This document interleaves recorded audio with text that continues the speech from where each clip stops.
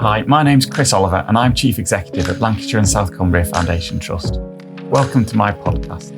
Throughout these episodes, you'll hear from inspirational colleagues across our organisation what it's like to deliver mental health, learning disability, autism and community services across our organisation. Today, I'm joined by the amazing Rebecca Higham, who is our team leader for our children's complex care team. Rebecca, do you just want to tell us a bit about your service, a bit about you? Obviously, your team won at the Trust Time to Shine Awards the week before. So we did. Be really good to hear and share your service with our listeners. Thank you. So I'm Rebecca Higham. I'm team leader for the Children's Packages of Care team. We sit under the umbrella of the Children's Complex Needs Nursing Service, which also houses the Special Needs School Nursing and Children's Continuing Care and Assessment team. I've been in the NHS since 2001, trained as a paediatric nurse, spent the first 6 or 7 years at Lancashire Teaching Hospital Trust and moved over to LSCFT in 2011, where I returned to uni and did my specialist community public health nursing and qualified as a health visitor in 2012.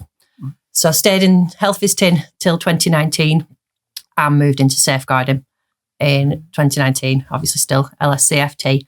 Was always my aim to work in safeguarding from qualifying as a nurse. Safeguarding was the aim. In 2021, I applied for an apprenticeship through the trust and luckily was accepted onto the Chartered Manager's Degree Apprenticeship at Manchester Met.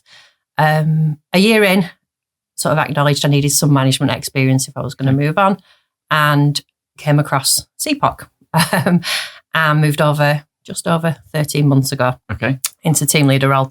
I would say really unknown service in the trust. Yeah, that's my opinion. I think, you agree, that's good. I think having been a paediatric nurse in this trust for 11 years, I didn't know the team existed. Yeah. Found out by chance, applied for the role and moved over. So the team, it's about 45 people in the team. Okay. Mainly healthcare support workers, a big bulk of healthcare support workers. We deliver packages of care to children who've gone through a process under the Children's Continuing Healthcare agenda, and at the end of that are identified that they meet the requirements for packages of care. It's a really bespoke service. It's commissioned very differently to anything else in the trust, and we bid for packages via the ICB on a case-by-case child basis. As you can imagine, our competitors are agencies and we're very expensive. Yeah. We would be more expensive than the agencies. Yeah, absolutely. Absolutely. We are much more expensive. What we do provide is excellent care. That hasn't changed. That was always the case. The healthcare support workers are phenomenal. They are absolutely brilliant. They're the backbone of the team. The quality of care is exceptional. What the team didn't have was perhaps a vision of how it could be better, how things could just be different. Historically, management had worked their way up through the team, so didn't quite see with fresh eyes what I saw outside when I think just accepted this is how it was. Nobody knows about us. We just tootle along with this is what we do. So I set out and thought, if I didn't know about this team as a paediatric nurse, pretty sure nobody else does. So lots of networking. I pulled on every department in the trust that could help us, whether that was Quality Academy, we worked with the PEF teams, I've worked with comms, I've worked with OD, and just got us out there.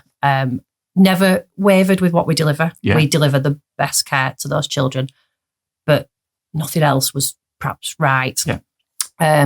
So staffing was an issue, sickness was an issue, compliance was an issue.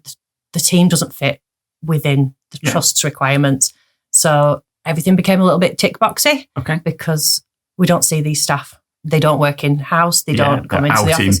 Children's homes. They're in children's homes all the time. They don't come into the office. So they could work here 3-4 years and not know somebody else who's worked here 4 years.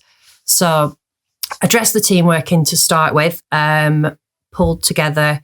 It took some negotiating. I changed how the roster was completed to make things smoother, to improve how much we were covering the shifts. Because what you have to remember is if we don't cover a shift, and we don't cover all the shifts, we can't. If someone rings in sick, we can't cover a shift. But for these children, if we don't cover the shift, parents have to. So these children are, fully ventilated 24/7. Some of them, they have tracheostomies, ventilators, medications every few hours.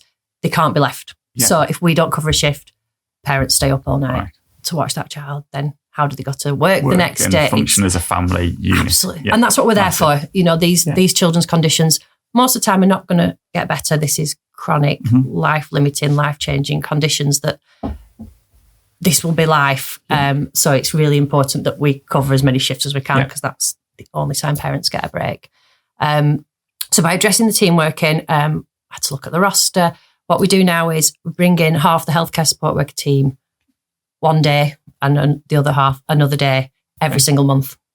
So every month they come in, they've met the rest of the team, building the team working. We then deliver training to make sure everybody's up to date. We do safeguarding supervision. Everybody has a one-to-one with the line manager every month.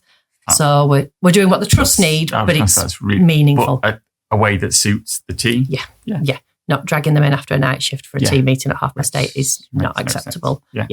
So they get their updates every month, the supervision, health and wellbeing every month. We're bringing in speakers, and they're going down really well. Initially, there must have been a bit of change. Yeah. There's been lots of changes that have not been popular, but I think we're seeing. You've come through that now, and you've got and the team see that. Yeah, we seem to be. Like I said, the team are brilliant. Once we'd fixed the team working and the morale, we went from 2 registered nurses to 9 in a matter of 5 months. Wow. And we have 9 registered nurses now. We have the shifts covered. We have less sickness. I think there's only been one person who's left in the last year. We've got really good staff retention. But what that means then is we're responsive. Yeah. So that's why when you're saying we're getting the compliments and we're getting the sort of recognition, because we can be really responsive. Yeah. So conscious I've not given you a chance to get a word. No. It's fascinating. I could just listen to this all day. And because the compliments that I get in can be real tearjerkers when you read these letters from families and the impact that your colleagues and the team have on them as a family unit. Yeah. How do we support them? Because, children at the end of life must be really traumatic to care for. Yeah. And our own colleagues' resilience. How do we? So obviously one of the cases you've been made aware of recently was we were contacted by ELHT regarding a little girl who had a life-limiting condition and was coming to the end of her life. She'd been between ELHT and Darien for a couple of months and it was explained to us that we had a week's left. Huh. The team were phenomenal. They were phenomenal, and I think they've just been given that much freedom to go, we can do that. And they're so passionate. The nurses, healthcare support workers are exceptional. So we received the call. I sat the nurses down. I've done it twice in the last year. Sat everybody down rather than me going, we're going to do this. Yeah. Just giving everybody a little bit of ownership. So I sat everybody down. I was like, had this call. I know what you're going to say, but I'm going to ask you anyway. Are we going to look after this little girl? Yes, straight away. So this was the beginning of June. It was a Thursday. She was discharged by Monday and she had full cover. What we thought would be a couple of weeks was 4 months. Wow. Really important to acknowledge that looking after children in the home, that frequency, that intensity is very different to looking after a child that's dying in hospital or a child you visit once a week. So sadly, the little girl did pass away in October, end of October. The nurses were phenomenal. The family really struggled, even though obviously knew it was coming. We'd all known the few days leading up to it. Thankfully, the nurse who was on call, so we have an on-call service because we're putting healthcare support workers in children's homes. They need to have somebody qualified to contact. The healthcare support worker, the on-call nurse, luckily spoke the same language as mum, who in her hour of distress struggled with English. Okay. Hadn't done previously, but did at that point. Roxana at 1:00 in the morning went out to the home to support the staff nurse that was on shift, who was obviously very distressed, and the family, was just brilliant. So yes, it hits really hard it is a very, very different experience than looking after children. And do we do debriefs with the team afterwards? Yeah. So all the nurses came in the next day Okay. and spent some time together, went out for a walk. We've asked for support via the trust. So we've contacted the trust's trauma service. The senior nurses have supported the staff nurses to go out and visit mum afterwards, which has given mum closure, and the nurse who was on shift closure. They've all been offered that. They have been offered support. Just acknowledge what a brilliant. It's just, she had 4 months. Which is, at for home. the family, it's just amazing, isn't it? Yeah, every Saturday evening, all the families came round. And to be fair, this little girl didn't know. She didn't know, but her family did. Yeah. So they had cousins came round and they had takeaways round her bed every Saturday night. And it gave them 4 months. Wow. And it's phenomenal that we can do phenomenal. that. It absolutely is. And that bit of, I suppose, working, you're not working in a clinical setting, you're working in someone's home, and they might have other children, and it needs to be as normal as possible for the wider family. How does your team interact with the family without making it clinical, in a sense? I think the family probably accept that is, these children they have medical beds, they have masses and masses of equipment. So it will always appear clinical. What we do with some families is we have 2 staff in on weekends to give families a complete break, and we will take the child out on day trips or wherever they want to go. We also go out with the families. So there have been historically stories before I came in where one of our healthcare support workers has gone to a university open day somewhere for a weekend, to support a child to do that. We have a nurse going to London on a school trip next year with a little boy that we support in school. So he has TPN, nutrition through a central line, and he wouldn't be able to go on the school trip. So one of the nurses is going to London. She was in the right place at the right time. So we are there to allow those children to be involved in family life as much as possible. And I suppose the story from last December, which was our first real success since I came into post, was again 2 children writing to Father Christmas saying that the sister had never had Christmas at home, and she was 3, and she'd had every Christmas in hospital. So we got a call from the commissioning support unit middle of December, and her package had fallen down on the day of discharge, which was obviously... It's been heartbreaking for the family. So they've built themselves up. Yeah. And I think they'd had 3 breakdowns. Okay. So they'd had 3 where the packet, and they'd just given up hope. Yeah. And to hear of 2 children writing to Father Christmas asking for the sister to be at home at Christmas. And we managed to do that. So within, I think we got the email on the 12th, and I think by the 19th, she was home. And she spent all of Christmas and New Year at home, went back into hospital because we couldn't pull a 24-hour package out the window, and was discharged on May, and she's had full cover since, and they are over the moon. So we've never faltered on what we deliver. Yeah. We deliver exceptional service. Fantastic. We just didn't perhaps sell ourselves. We didn't have everything else in place, whereas now we do. And we talk a lot, don't we, in the organisation about leadership and making sure that we develop and nurture leaders to make their teams the best they can be. Yeah. And clearly you've gone on and you went and did your apprenticeship and got that further qualification and you've just got Queen's Award. I did, going to London next week. Yep. So I've been... So just talk to us about the Queen's Award a bit. So the Queen's Nurse, I wrote it down in case I forgot. So basically it's about community nurses. Brilliant. So to be recognised as one of the Queen's Nurses, you have to have 5 years community experience and you have to demonstrate a high level of commitment to nursing practice and improving practice. So, so that was quite stringent. So I was awarded that in September. The award ceremony is next week.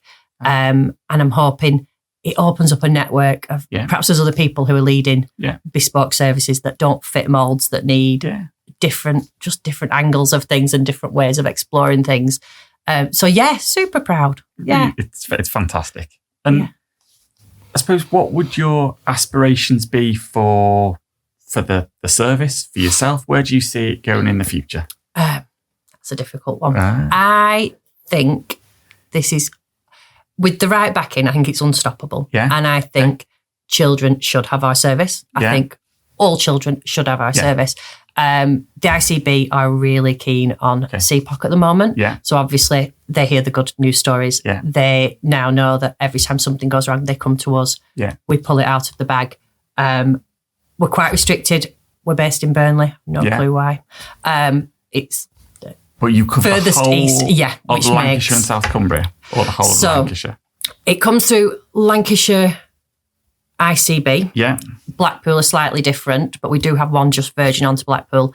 So we receive notification from the ICB, CSU and ICB, with a package saying, do you want this package? Okay. So we will be offered packages in South Cumbria, Barrow, Lancaster, Morecambe, Blackpool, and all of Lancashire. But your team are probably tend to live around Burnley. Yes. So I will pick and choose which ones we want to bid for based on whether we can staff them safely. Yeah. So we go as far as we've got quite a lot in Central, a lot in Pennine, and then verging on to Blackpool. Okay. But it's can we staff it safely? My vision would be we had a CPOC in Pennine, a CPOC in Central, and a CPOC in North. Fab. And I think it's easily done. I think that would be really good. Yeah. And then obviously that would be my next step. Yeah. Because I'm a little bit stilted in this organisation. And that's that thing, isn't it, of how do we now develop this service? And because you've done amazing things in, what was it, 18 months? 14 months in the service. And I think if we can grow to make sure that we've got more families that can benefit from this service, then that's, if you can have your child back home with you, that just makes such a difference. Yeah. You can carry on with you're not having to go to hospital to visit. You can get back to work and some resemblance of a normal family life. And you think about the little girl who'd spent, she was 3.5 when she was discharged. She'd had a short period out, but not much at all. But what's the impact on her other children and their family life? And we see that now with their children. Wow. How can you live? How can you pay your bills? For Christmas, she hadn't got back. So that was her third Christmas and she hadn't seen the first two at home. No. And you think the family with the other two siblings not being a complete family on Christmas Day. Yeah, and you talk to mum about it and she would say like the children had to quickly open the presents and they all had to go to Manchester. And they're not the local hospitals. They are... Specialist. So it's Manchester or Alderhay usually. Wow. So they're not on your doorstep. They're not 20 minutes away. It's huge. Wow. And I think we could do it. And I think the bigger we were, the cheaper we would be. Yeah. Things are changing in the ICB. And we, like I say, we are very highly thought of. We are the first port of call when something goes wrong. Right. So it's just carrying on doing that, really. Perfect. Okay, then. Well, I'll tell you what, Rebecca, it's been amazing speaking to you as usual. And this team is just... What you do is just absolutely incredible. And it's so appreciated by me and by the Trust Board. And it was just a real privilege to see you get nominated and then win at last the other week's Time to Shine. So just a huge thank you for coming in today and doing the podcast. Thank you very much. If you'd like to understand any more about the information we've talked about in today's episode, or anything about the organisation as a whole, you can look on our website, which is lscft.nhs.uk, and all the information and contact details are on there.